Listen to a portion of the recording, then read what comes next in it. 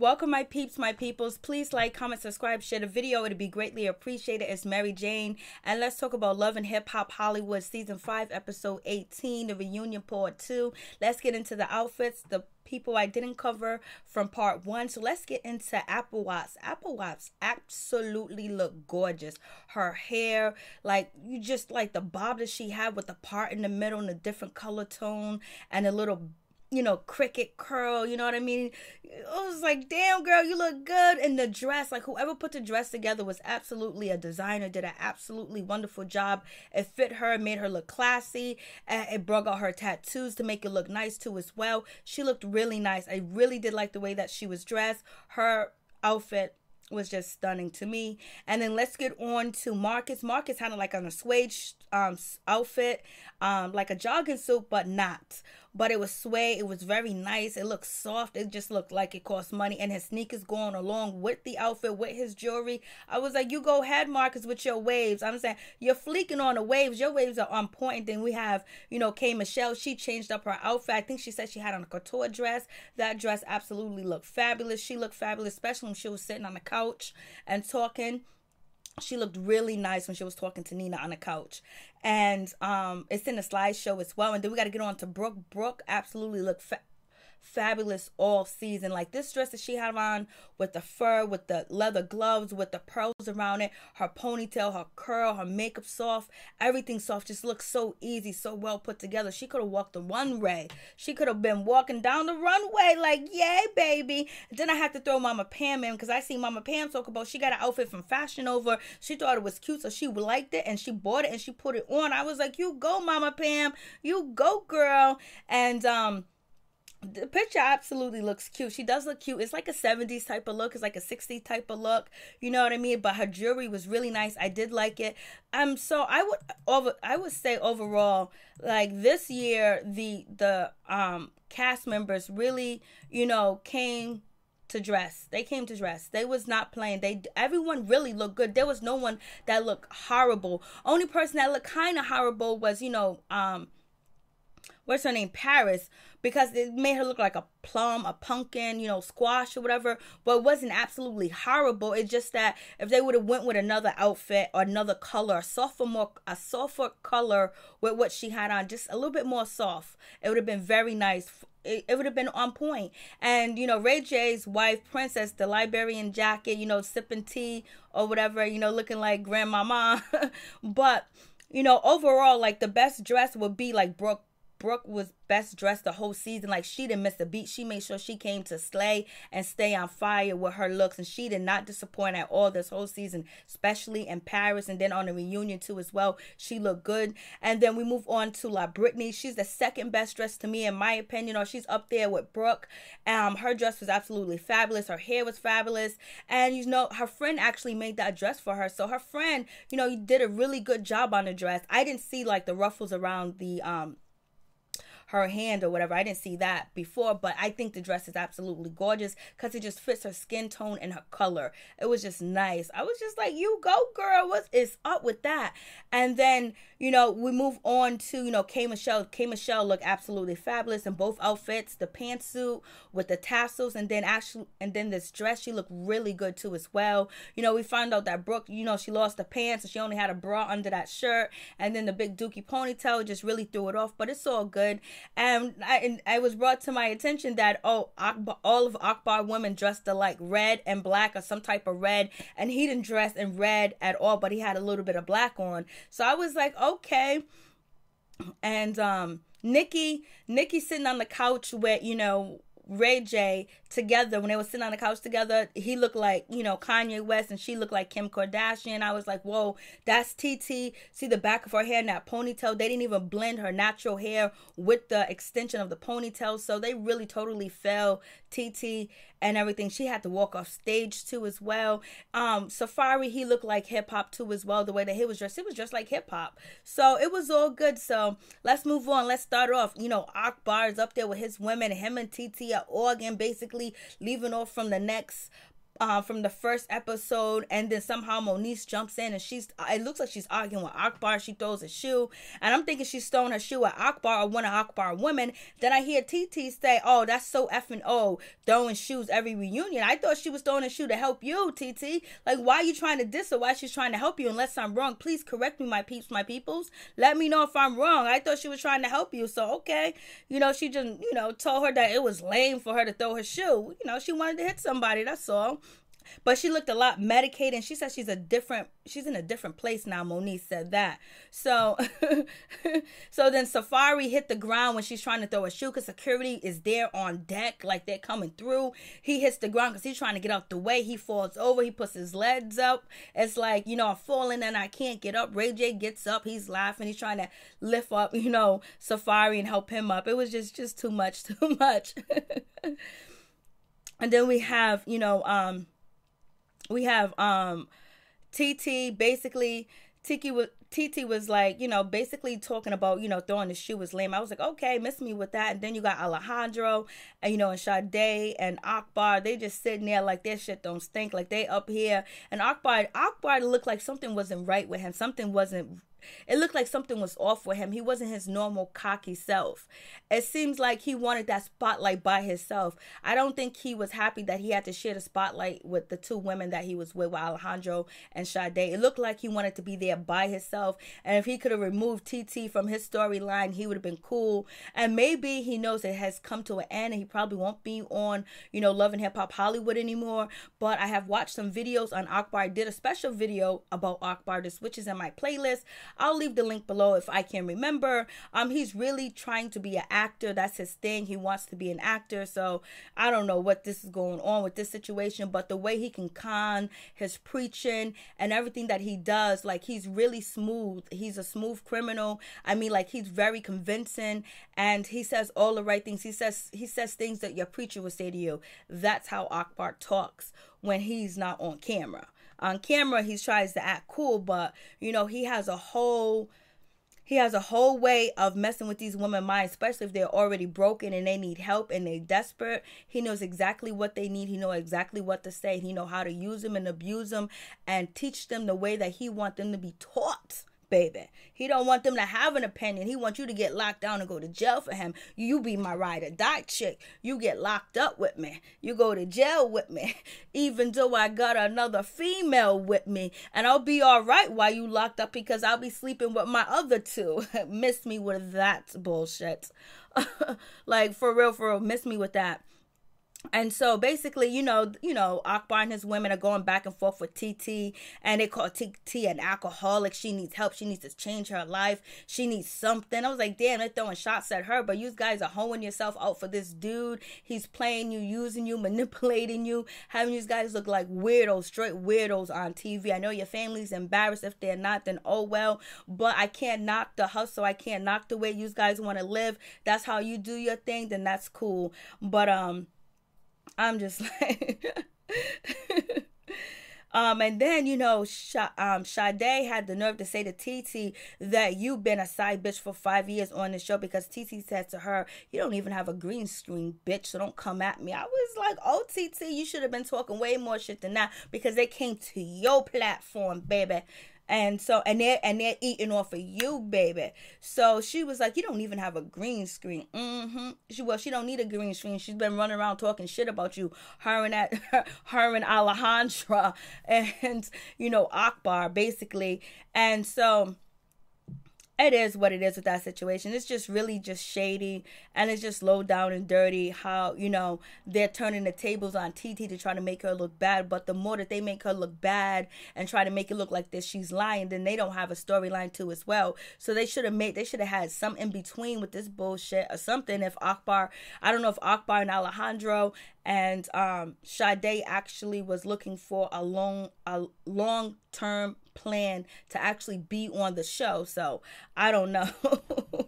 I was like, miss me with that. They was basically just calling TT a drunk, and then on top of that, she's been to rehab, just calling her a drunk. And then her making her mouth look all crazy and that weave ponytail in the back.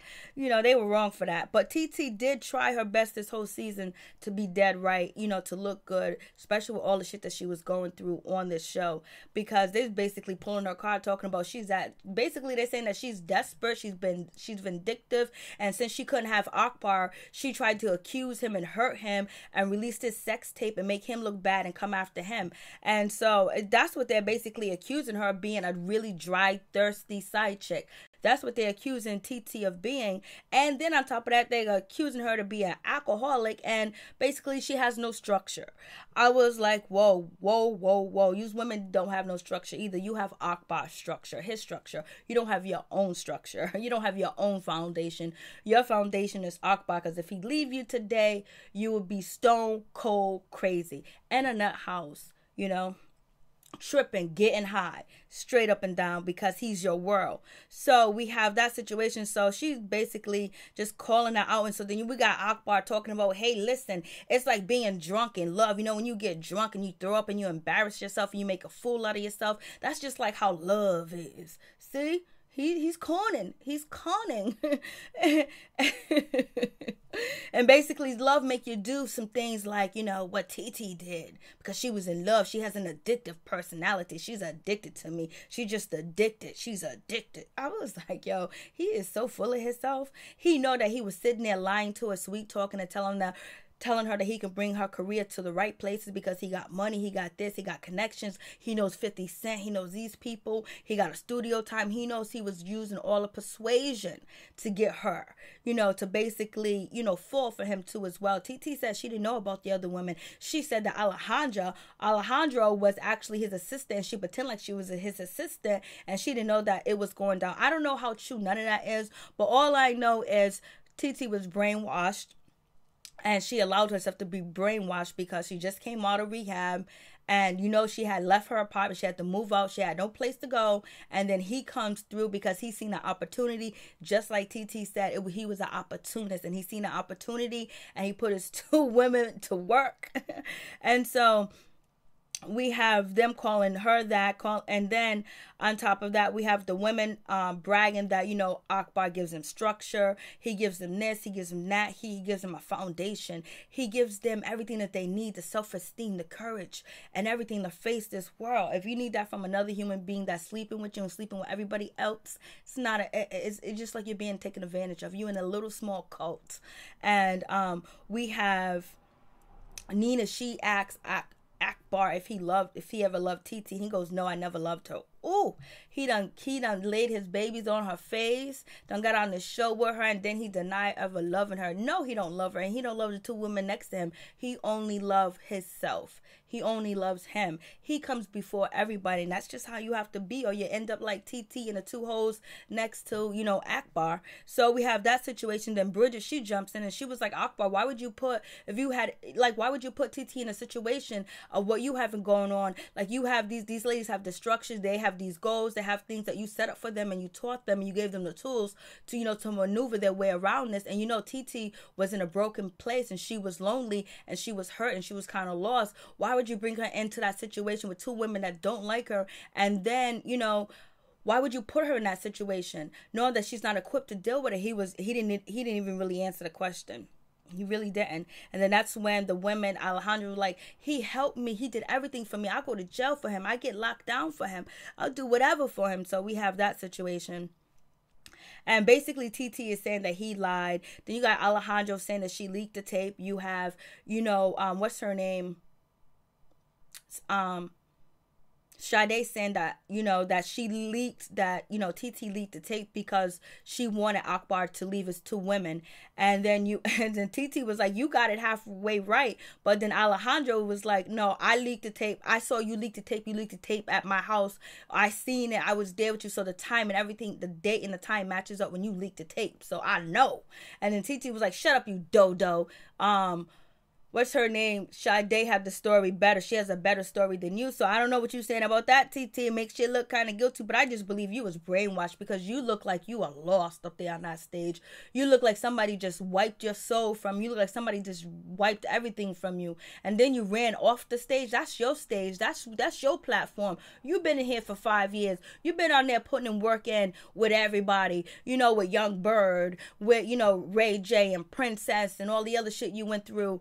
And Cisco, you know, you don't leave the stage, you make them leave the stage. You used to have a fight, and you used to be able to fight. You used to have a goal. I mean, you used to didn't take bullshit. It's just like you laid down like these mother effers walk on you, and that's a depressed woman that has been beaten down so much that she don't even want to fight no more. She tried to put on a fight. She tried, but she tried.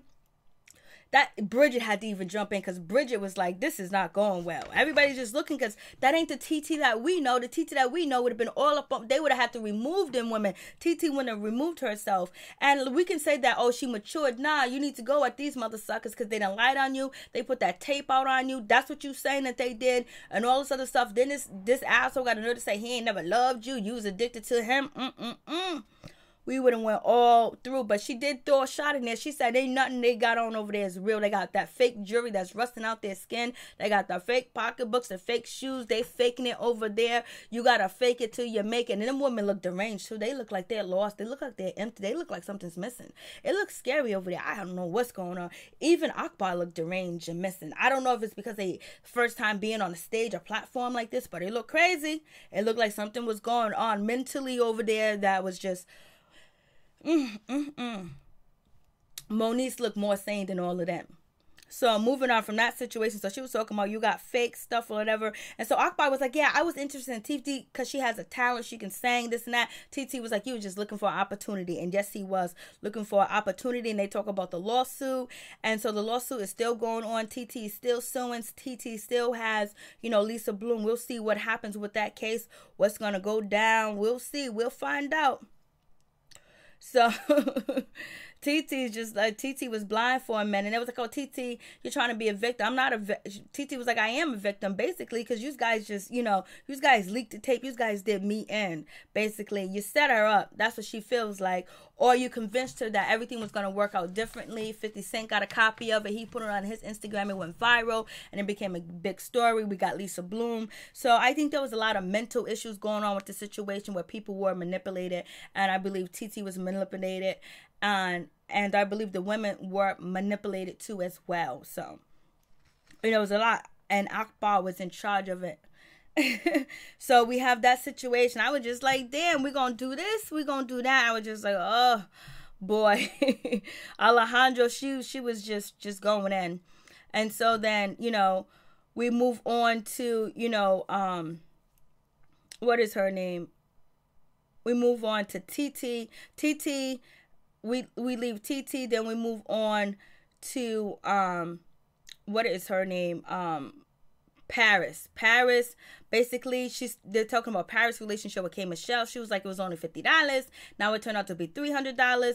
You know, we move on to them talking about K. Michelle. And basically, K. Michelle was like, I didn't know how serious this situation was between Akbar and actually, you know, TT. So I'm sorry. She's from Detroit. I'm from Memphis. And we both fight. I was just trying to find out what was going on.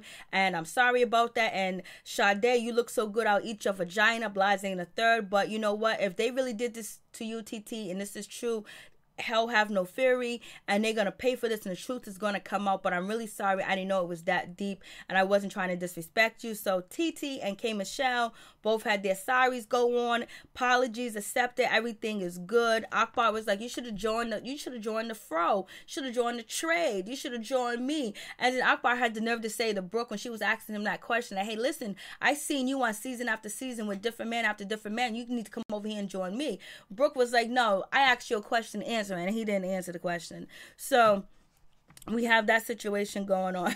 So basically, we got the sorriness, we got the sorry situation, and all that other good stuff. So it's cool. And Then we have Brooke. You talk about, her situation with, Marcus, the cheating situation, the girls that he was dating, and all that other situation. So it goes down. Then we got the Solo Lucci situation with Brooke in London, where have I ever, never, ever have I, did this. The threesome. Supposedly Brooke had a threesome, but Brooke admitted to being in a relationship. Her relationship before Marcus, it was a man and 2 women. So she used to be in a situation like, Akbar and, Sade and Alejandro, so she's totally immune to it, and so that's why she was okay with Marcus out here sowing his seeds in different women and stuff like that, especially in Stasia, whatever her name is. Stasia, and all that is a situation getting her out. So she understands it and she knows it. So it's all good. And then they move on to the Nikki situation. And Nikki's saying that she ain't never had sex with Solo Lucci. Solo Lucci said, yes, I did have sex. And then Nikki asks, Tiara, did I have sex with him? She was like, not that I know of. And then you got Nikki saying, your penis never came into my vagina, so I don't know what you're talking about. And he was like, oh, come on, man, don't try to play me. And then, Solo Lucci is like, TT, do you seen it? How would she know? Was you guys like doing the nasty in front of her? Was she in the same room with you guys about to do a threesome with you having an orgy? What was going on with Tiara? Should be able to see whether his penis went into Nikki's vagina. Like, what's going on with that situation? Like, whoa.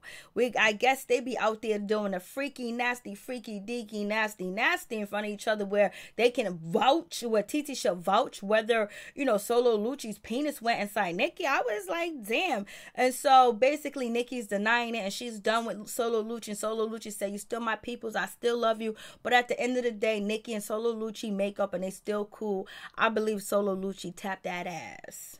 And because the way she was crossing her legs at the end, talking about me and him is still cool, it was like the vagina was still wet and waiting for Solo Lucci to come through. And Solo Lucci was like, you was just at my house 2 weeks ago, so what are you talking about? Like, so I was like, damn, okay, they didn't want that to come out. So Brooke said she was being petty because, so she thought people was throwing shade at her because they know of her having a threesome. So Brooke has been around the way. She's been around the trade. She's been used and abused, and she's been taken advantage of, and she was with a rich person. He was so rich and so wealthy. Why you leave his ass? Because you realize you was in a freaked up situation and you got with Marcus, and it's it ain't even better. Well, at least Marcus cares for you. He'll leave another woman for you. And he wants to be with you. He said you his, and he's claiming you. So I guess that's a step up. You got somebody claiming you. Even though he started off the season with another chick, Stasia, and he was with her, and she almost got pregnant, and he didn't use no protection. So you out here claiming a man just out here sleeping with other women, not using protection. Are you guys crazy? Did you guys hear about how high the herpes rate is in California, especially in Hollywood and Beverly Hills? This summer, it jumped up to like 40% of the new cases that was going on, especially from Friday to Sunday. Okay, they don't want to use it. They just want to stick it in. And then I couldn't believe Marcus said that, Brooke has 2 kids. She said, I take care of the kids. So I thought she only had 1 kid. So is it 2 kids, or is it a Marcus kid and her kid together? I don't know. So we have that situation. So Solo Lucci and Nikki has moved on. They're going to let bygones be bygones. And we move on to Brooke and Amber Rose. We move on to Brooke and Sean Love. And we move on to Amber Diamond. And basically they talk about the situation with the wig. Like, what was going on? Why you snatched off her wig and hit her with it. And we got it clear. And then so we get Sean Love. She said she did it because she didn't have nothing in her hand. She couldn't get to it.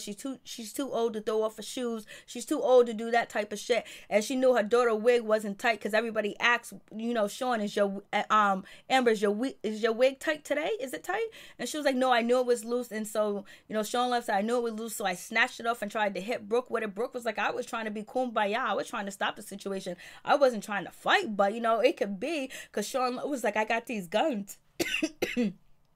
I got these guns, and I got these guns, and I can do what, and I can do this or whatever. So you have Brooke talking about, thirsty chocolate. She's thirsty. What that mouth do? She show up with no underwears on. Then she show up with her mama. And so you got Amber Diamond was like, I already been there, done it, had it. And if I want it, I can get it back. Ooh. And Brooke didn't say anything. And then that's when Marcus was like, we've been there, done that, and, we left on a good note. That's it. So, so that was like the little catfish. And then let's talk about Booby and Booby getting the drop in the pen. No one's mad at Paris for giving a pen the drop where, Marcus was, but the story is that Booby still wants to be with Brooke. He still likes Brooke. He's still in love with Brooke. He wants to have a relationship with her, and basically it's not going down. It's not happening because Brooke is head over heels in love with Marcus. Marcus don't want nothing to do with Booby. When he sees him, he wants to get that head up. It's going to be on site. He don't need to be messing with his or mine's or my girl, my business. I ain't mad at nobody. I'm cool, and I ain't sweating Paris. Paris looking all nervous like she was going, damn, I'm going to get to another argument. This is what happened. No, it's all cool, Paris. You straight. There's no problem. So all that situation is done. But, we find out that Booby still wants to be with, Brooke. That's what Brooke is claiming, but isn't, Booby in a serious relationship? And basically, Booby be hearing a drop in the information on Brooke, and then he calls her, try to find out what's going on, and he tries to insert himself in her business. That's what she's saying. Like, she's laying him out here to dry, basically saying that he's begging for me, and he needs me, and he wants me, and he wants more than that. And then Brooke still tried to claim that she wasn't having sex with, Marcus at one point in time, that, she was celibate. You was never celibate. Because you slipped up too many times this season to let us know that you wasn't celibate. So it's in my previous videos, and we can go back into it if you want to go back into it. So we have that situation, and Brooke and Mark is going to keep working it out, keep it going. They're going to stay together and try to keep everything together. So that is what it is with that situation. Then we got K. Michelle's situation with Paris. They get back on stage, and basically K. Michelle's doing all types of shots, talking about she raised Paris, she paid her rent, she paid her bills, she could claim her own taxes, that, she did everything for Paris, and Paris going to turn around and steal from her, and she raised her. She found her on Twitter, and she gonna steal from her when she paid all her bills. Then you got Paris saying, no, let me talk. I didn't do this. I didn't do that. It was, basically she was trying to get a word in. And then, K. Michelle, being a diva that she wants to be, she gets off the stage and she walks away because she's mad. She's upset. And she was like, I did everything for this girl, and this girl gonna have the nerve to throw water in my face. And she knew that I just got out of the hospital 2 days before, and I was at my weakest point. Then Paris was like, you was just doing the Shiggy challenge, on Instagram. So what you talking about? Ain't nothing wrong with you. And Paris really regrets doing what she did because, she gave K. Michelle more ammunition to use against her. And then, Paris said, I thought it was $50 for all these years. She said $50. And then, on that other episode, she said it's $300. So basically there's a list of Uber rides that Paris used, not telling, K. Michelle, because, and then Paris was like, if I really wanted to steal from you, I could have stole from you because I know all your passwords, all your PIN numbers. So that means that K. Michelle's going to be looking to see if there's any more fraudulent activity. She was just still doing it with one card. I bet she's going to do it with every card now. And she was like, I didn't know that. I would try to pay it back, but she wouldn't let me pay her back. She's trying to bring me down. She's trying to dog me out. Yes, she's trying to bring you down. She's trying to dog it out. I think K. Michelle should let it go and just not let bygones be bygones and not talk to you no more and leave it as that. Because once you steal from somebody, you cannot be trusted. You are not a friend. If we are best friends, if you come to the hospital and visit me, we talk, we laugh, we cry, we dance together, we drink together, we party together, we eat together, and you're going to tell me you're going to take my credit card and use it and not tell me, but we got that bond. If we got a bond so close, why can't you just tell me that you used my card for Uber ride? I'll pay you back each and every time you use it, or let me know that you're going to be using my card for Uber ride and you're going to pay the balance or give me the balance or whatever. So, that's the situation. I wouldn't make a big deal out of it that K. Michelle did. I would have just let it go. And then, Paris was like, I used to work for Keisha Cole before I worked with, K. Michelle. K. Michelle, you never worked with nobody. You were brand new. You was on Twitter begging. I was like, oh, shit, here we go. So that situation is done. They ain't gonna be no friends. And, Paris, she regrets everything that she did. She regrets throwing the water. She regrets taking the money. And she wished that she can pay her back. But K. Michelle won't accept the money. She's just going to bash her each and every chance she get, and that's even worse. So she feels real bad about that because she knows it's gonna keep going, and they're gonna be going back and forth, and then we get Princess and Moniece. They end up hugging and apologizing to each other, and Moniece said that me not having no me not being aware or having no conscience for a fetus inside you or a baby or unborn life, what I did was really ridiculous. Now looking back at it was horrible because yes, Princess was pregnant and you tried to hit a pregnant woman with a chair. And you know, Moniece was going through different medications on the show, and we seen her pass out, and you know, her saying that she got some new medication. So it is what it is. So hopefully everything is cool. Ray J was happy. So hopefully Moniece, Ray J, and everybody, their family can get along again, you know, because you know, Monique's family was not getting along with Brandy and then the rest of them. And so Princess is cool with Brandy and Mama Norwood. Mama Norwood was in the back with the baby, you know, making sure her seeds collect that money. So it was all good. And then we find out that Brooke is wearing Safari's ring. Ain't nothing of it. They're just joking. You know Safari. So peace and out. One love. Please like, comment, subscribe, share the video. It'd be greatly appreciated. Mary Jane, I'm signing off. One love to my peeps and my peoples.